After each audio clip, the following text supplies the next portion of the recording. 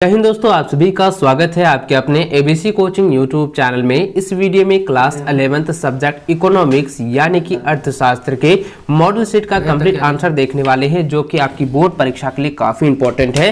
दोस्तों, आप सभी छात्रों से रिक्वेस्ट है, चैनल पर पहली बार आए हैं चैनल को सब्सक्राइब करने के साथ बेल आइकन को प्रेस जरूर कर लेंगे। चलिए दोस्तों, क्वेश्चन की ओर चलते हैं। तो देखिए दोस्तों, क्वेश्चन की ओर जाने से पहले इसको कुछ समान निर्देश को भी देख लेते हैं। तो जैसे कि आप सभी को पता है कि आप लोगों को जो है प्रत्येक सब्जेक्ट में कुल 40 प्रश्न पूछे जाएंगे। सभी प्रश्नों का उत्तर आप लोगों को देना अनिवार्य है।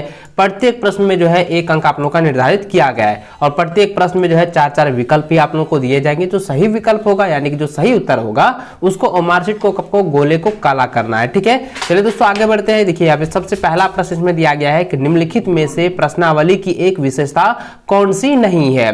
तो दोस्तों इसका आंसर हो जाएगा ऑप्शन नंबर बी हो जाएगा। प्रश्न में उत्तर का संकेत नहीं मिलना चाहिए, तो ऑप्शन बी इसका सटीक आंसर होगा। ठीक है, अगला प्रश्न जो है दूसरा नंबर दिया गया है कि सांख्यिकी का जनक किसे कहा जाता है। यानी कि दोस्तों यहाँ पे ये क्वेश्चन जो है काफी बार पूछा गया है और आप लोगों को याद होगा, क्योंकि दोस्तों इसको मैंने पहले बताया था कि इसका जो होता है ना गॉटफ्राइड एकेनवाल होता है। तो यहाँ पे हो जाएगा ऑप्शन नंबर क्या हो जाएगा, बी हो जाएगा गॉटफ्राइड एकेनवाल। ठीक है, इसको आप लोग कॉपी में नोट करके रख लीजिए। अगला प्रश्न जो है तीसरा नंबर दिया गया है कि अर्थशास्त्र जीवन के कारोबार के संदर्भ में मनुष्य का अध्ययन है, यह कथन किस अर्थशास्त्री का है। तो बच्चों इसका आंसर होगा ऑप्शन नंबर सी हो जाएगा। ठीक, अल्फ्रेड मार्शल, ऑप्शन सी इसका सटीक आंसर होगा। अगला प्रश्न है चौथा नंबर दिया गया है कि मुक्तोत्तर प्रश्न के संबंध में कौन सा कथन जो है सत्य है। तो बच्चों इसका सही आंसर होगा सही व्याख्या करना कठिन, तो ऑप्शन ए इसका राइट आंसर होगा। अगला प्रश्न पांचवा नंबर है कि पारस का क्या होता है, यानी कि परास का जो है क्या अर्थ है। तो परास का जो अर्थ होता है बच्चों वो हो जाएगा अधिकतम एवं न्यूनतम प्रेक्षणों के बीच अंतर। यानी जो अधिकतम और न्यूनतम में क्या होता है हम लोग घटाते हैं, जो अधिकतम होता है ना उसमें हम न्यूनतम को घटा देते हैं, जो प्राप्त होता है उसको हम लोग परास कहते हैं, वो परास प्राप्त हो जाता है। ठीक है, तो ऑप्शन ए जो है इसका सटीक आंसर होगा। इसको जो है आप कॉपी में नोट कर लीजिए। अगला प्रश्न छठा नंबर दिया गया है कि लिंग के आधार पर भारतीय जनसंख्या को पुरुष एवं महिला 2 वर्गों में विभाजित करना निम्न में से किस वर्गीकरण का उदाहरण होता है। तो बच्चों इसका सटीक आंसर होगा गुणात्मक। ठीक है, ऑप्शन डी इसका सही आंसर होगा। ठीक है, अगला प्रश्न 7वां नंबर है कि किसी सारणी में पंक्ति शीर्षक को क्या कहा जाता है। तो बच्चों इसका आंसर हो जाएगा ऑप्शन नंबर सी हो जाएगा अवशीर्ष। ठीक है, याद रखें।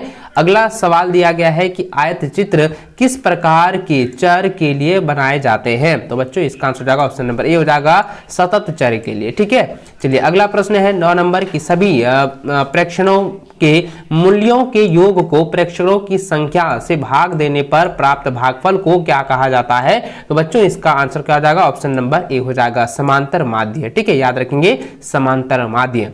अगला प्रश्न देखिए 10वां नंबर दिया गया है कि निम्नलिखित में से किस औसत की गणना के लिए आंकड़ों को बढ़ते क्रम में रखना अनिवार्य होता है। तो बच्चों इसका सटीक आंसर क्या हो जाएगा, ऑप्शन नंबर बी हो जाएगा माध्यिका। ठीक है, अगला प्रश्न 11 नंबर है कि निम्नलिखित में से कौन सा औसत दिए गए दो आंकड़े को जो है 4 बार भागों में विभाजित करता है। तो यहाँ पे जो सवाल है कहता है कि किसी भी औसत दिए गए हैं उनके जो आंकड़े हैं उसको 4 भागों में विभाजित करता है, तो वो क्या कहलाता है। तो बच्चों इसका सटीक आंसर होगा ऑप्शन नंबर सी हो जाएगा चतुर्थक। ठीक है, याद रखेंगे चतुर्थक कहलाता है। ठीक है, यानी किसी क्वाड्रिल कहलाता है। चलिए अगला सवाल देखिए 12 नंबर दिया गया है कि मानक विचलन के सापेक्ष माप को क्या कहा जाता है। तो बच्चों इसका सटीक आंसर क्या होगा, ऑप्शन नंबर डी हो जाएगा इनमें से सभी। ठीक है, क्योंकि यहाँ पे देखिए ये जो है परास गुणांक, विचरण गुणांक और विचलन गुणांक ये सभी कहलाते हैं, तो इसलिए इसका आंसर क्या हो जाएगा, ऑप्शन नंबर डी इसका सटीक आंसर होगा। चलिए अगला सवाल यहाँ पे ध्यान दीजिएगा, 13 नंबर काफी इंपॉर्टेंट है, इसको आप लोग जो है कॉपी में नोट कर लीजिए। ठीक है, देखिए यहाँ पे सवाल ये है कि निम्नलिखित में से किस माप की गणना में प्रेक्षणों के औसत से विचलनों के निरपेक्ष मान को लिया जाता है। तो बच्चों इसका सटीक आंसर क्या होगा, मैंने इसको बहुत पहले भी आप लोगों को बताया था कि इसका जो होता है ना मध्य विचलन के कारण होता है, तो मान जो होता है वो मध्य विचलन से लिया जाता है। ठीक है, ऑप्शन बी इसका सटीक आंसर होगा।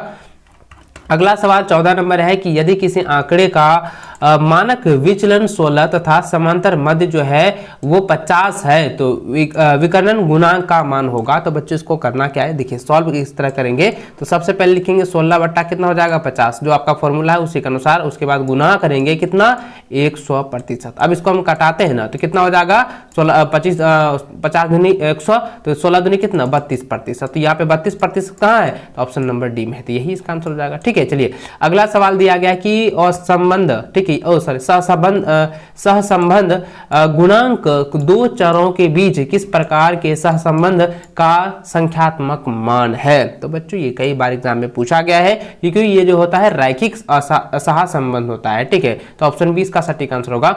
अगला सवाल 16 नंबर है कि यदि दो चरों के बीच सहसंबंध पूर्णतः धनात्मक है तो सहसंबंध गुणांक का मान क्या होगा। तो बच्चों इसका आंसर क्या होगा, तो इसका आंसर हो जाएगा ऑप्शन नंबर बी, यानी कि ए कहलाएगा। ठीक है, चलिए अगला सवाल देखिए दिया गया है कि कोटि सहसंबंध के विकास का श्रेय किसे जाता है। तो इसका आंसर क्या हो जाएगा, ऑप्शन नंबर सी हो जाएगा स्पीयरमैन। ठीक है, याद रखेंगे स्पीयरमैन। ठीक है, अगला सवाल 18 नंबर है कि निम्न में से कौन सा सूचकांक खुदरा कीमतों में औसत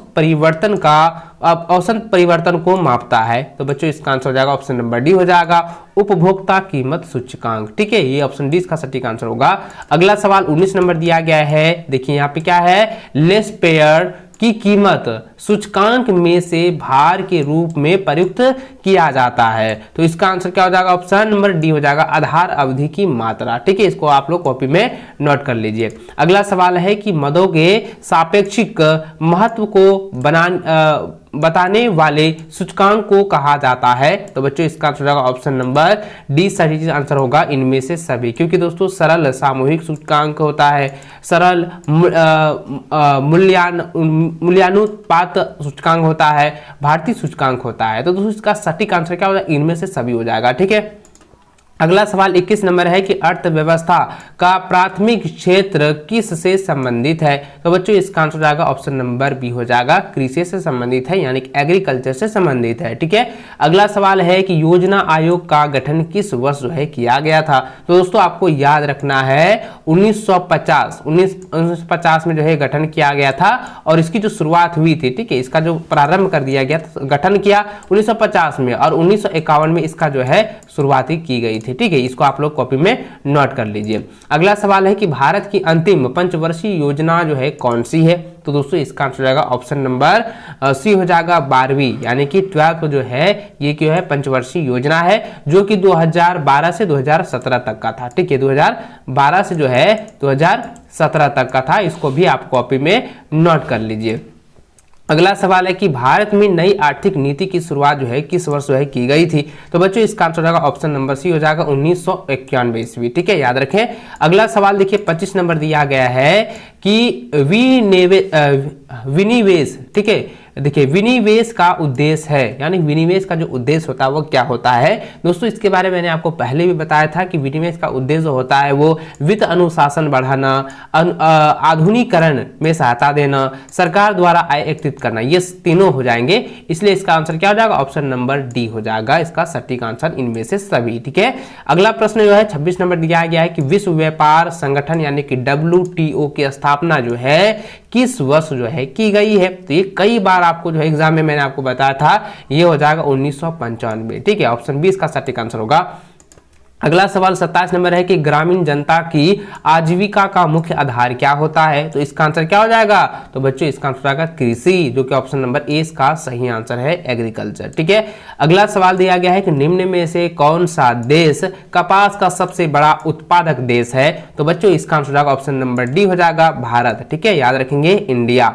अगला सवाल 29 नंबर है कि महात्मा गांधी राष्ट्रीय ग्रामीण रोजगार गारंटी अधिनियम किस वर्ष में पारित हुआ है। तो बच्चों इसको मैंने कई बार आप लोगों को बताया है दोस्तों, इसका दूसरा नाम ही होता है मनरेगा। ठीक है, महात्मा गांधी राष्ट्रीय ग्रामीण रोजगार गारंटी अधिनियम का दूसरा नाम क्या है, मनरेगा है। आप इसको अच्छे से याद रखेंगे। मनरेगा में क्या होता है 100 दिन का जो है रोजगार दी जाती है, तो उसको आप लोग भी नोट कर लीजिए। और इसकी जो पारित की गई थी, जो शुरुआत किया गया था वो 2005 में हुआ था। ठीक है, ये कब पारित हुआ था, 2005 ईस्वी में। इसको आप लोग नोट कर लीजिए। अगला सवाल 30 नंबर है कि निम्न में से कौन सा मानव पूंजी नहीं है। तो मानव पूंजी जरा ध्यान दीजिएगा, इंजीनियरिंग, डॉक्टर और शिक्षक, ये सभी क्या है, शिक्षा प्राप्त करने के बाद जो है ये मानव की पूंजी बन जाती है, लेकिन कंप्यूटर का एक मशीनरी है, तो इसलिए जो है ये मानव पूंजी नहीं है। तो ऑप्शन बी इसका सटीक आंसर होगा। अगला सवाल जो है 31 नंबर है कि मानव विकास क्या है, जो कि कई बार एग्जाम में पूछा गया है और ये काफी इंपॉर्टेंट भी है। तो दोस्तों इसका आंसर जाएगा साधन और साध्य दोनों, ठीक है, ऑप्शन सी इसका सटीक आंसर होगा। चलिए अगला सवाल दिया गया है कि ज्ञान आधारित अर्थव्यवस्था के रूप में भारत में रूपांतरित होने के लिए निम्न में से कौन सा कारक जो है उत्तरदायी है। तो बच्चों इसका सटीक आंसर क्या हो जाएगा, ऑप्शन नंबर डी हो जाएगा, इनमें से सभी, क्योंकि विकास का परिवहन का विकास, शहरीकरण और सूचना और प्रौद्योगिकी का विकास, ये तीनों होते हैं, इसलिए इसका सटीक आंसर इनमें से सभी होगा, ऑप्शन डी, ठीक है।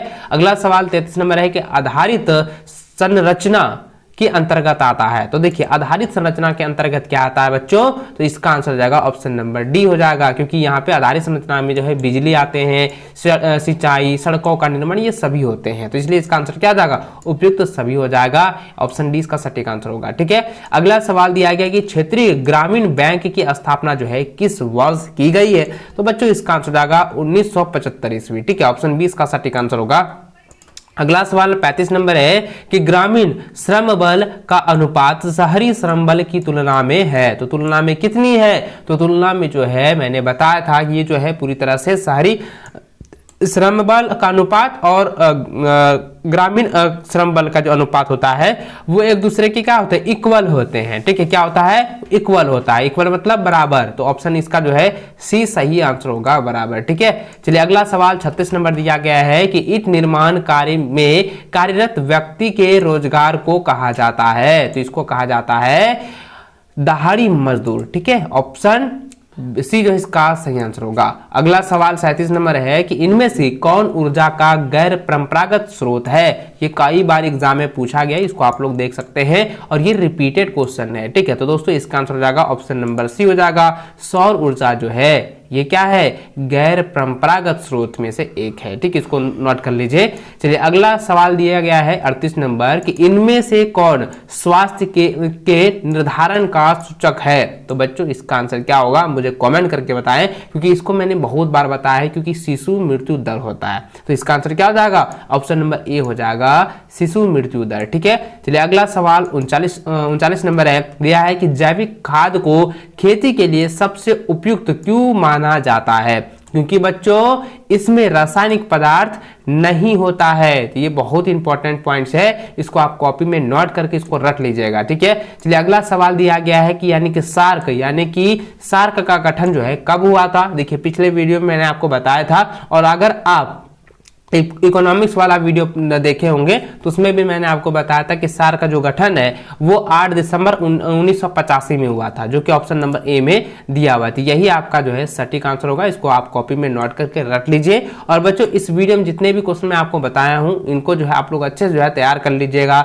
इसको आप जो है एग्जाम से पहले पूरी तरह से रिविजन कर लीजिए, क्योंकि इसमें से कई सारे क्वेश्चन जो है ना आपकी बोर्ड की परीक्षा में पूछे जा सकते हैं, ठीक है। तो वीडियो को लाइक अपने सभी दोस्तों के साथ शेयर करें और अपना प्यारा सा कॉमेंट नीचे जरूर कीजिएगा, और चैनल पर नए चैनल को सब्सक्राइब भी जरूर कर लेना। चलिए दोस्तों मिलता है नेक्स्ट वीडियो में, तब तक जय हिंद, वंदे मातरम।